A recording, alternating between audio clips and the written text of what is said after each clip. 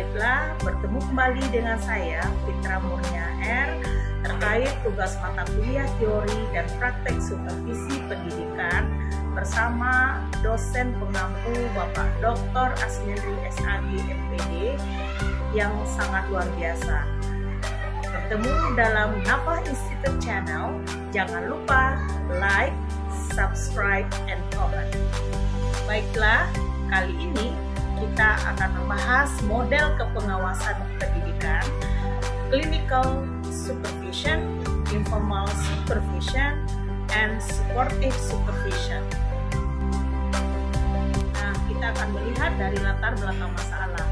Untuk menjamin keberlangsungan proses pembelajaran yang berkualitas, selain tersedia guru, sekaligus juga diperlukan profesi pengawas pendidikan yang akan membantu guru dalam melaksanakan pembinaan guru.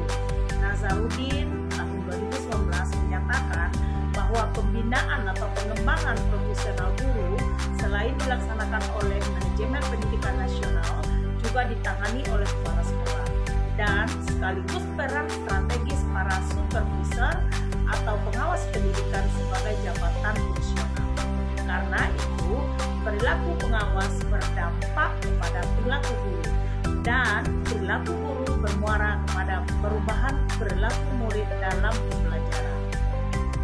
Menurut Mas Soang, model-model kepengawasan terbagi atas 5, yaitu model Cooperative Professional Development atau CPD, model Individualized Professional Development atau IPD, yang ketiga model Clinical Supervision atau CS, dan keempat model Informal Supervision atau IP, dan model Supportive Supervision atau SS.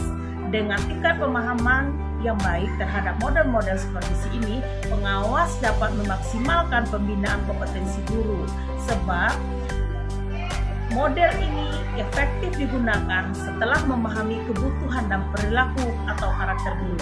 Dengan demikian, pengawas tidak akan menyamakan lagi perilaku pada semua guru yang dibinanya.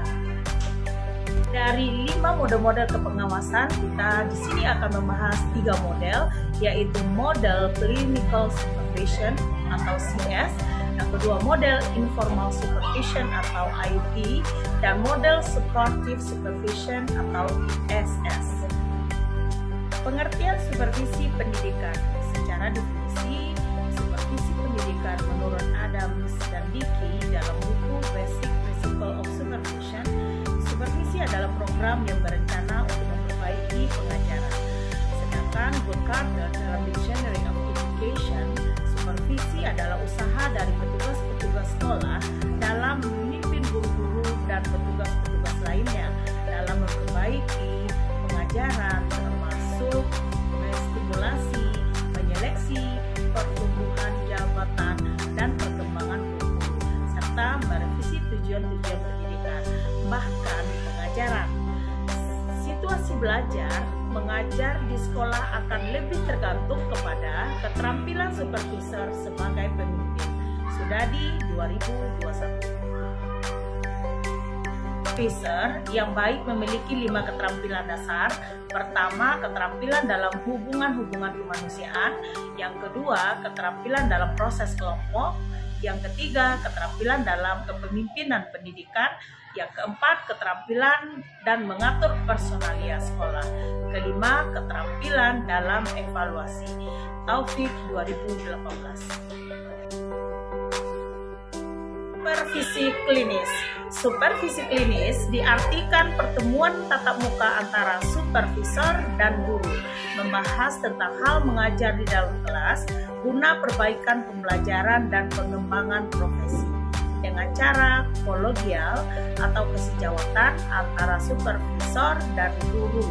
Sari dan kawan-kawan 2017. Supervisi klinis adalah suatu teknologi perbaikan pembelajaran, tujuan yang ingin dicapai dan memadukan kebutuhan sekolah dengan pertumbuhan personal. Menurut Asmendri 2012, supervisi klinis adalah bentuk supervisi yang difokuskan pada peningkatan mengajar melalui siklus yang sistematik dalam perencanaan, pengamatan, serta analisis yang intensif dan cermat tentang penampilan mengajar yang nyata, serta bertujuan mengadakan perubahan yang dengan cara yang rasional. Supervisi informal.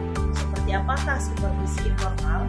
Model ini dilakukan dengan cara spontanitas dan tidak terprogram, sehingga lebih bersifat informal oleh kepala sekolah. Nasution, L, dan kawan-kawan 2020. Supervisi ini secara tidak sengaja dilakukan sambil lalu oleh kepala sekolah atau supervisor pada saat guru sedang mengajar atau praktikum di laboratorium. Sifatnya sangat singkat dan informal dengan tidak menggunakan instrumen penilaian. Seperti apa model supervisi informal berikutnya? Nah, model supervisi informal ini tidak melalui perjanjian dan kunjungan yang tidak melalui pengetahuan terlebih dahulu. Meskipun supervisi ini juga bersifat informal dilakukan sepintas lalu, tetapi dianggap sebagai sesuatu yang disengaja untuk mensupervisi pembelajaran, memberikan balikan yang bersistem oleh kepala sekolah atau supervisor. Misalnya, mengunjungi laboratorium, pengawas menyempatkan diri untuk memberikan angkutan kepala kepada guru sambil berkata, "Wah, senang sekali cara mengajarnya." Itulah bentuk dari supervisi informal. Berikut supervisi suportif. Supportive supervision merupakan salah satu sistem dalam cara supervisor dan guru bekerja sama mengukur dan memaksimalkan kinerja guru. Nasution, L, dan kawan-kawan 2020. Tidak seperti supervisi lainnya yang berpusat pada perilaku guru dalam pembelajaran, supportive supervision berpusat pada perilaku peserta didik, sikap dan hasil belajar peserta didik dianalisis untuk dikembangkan.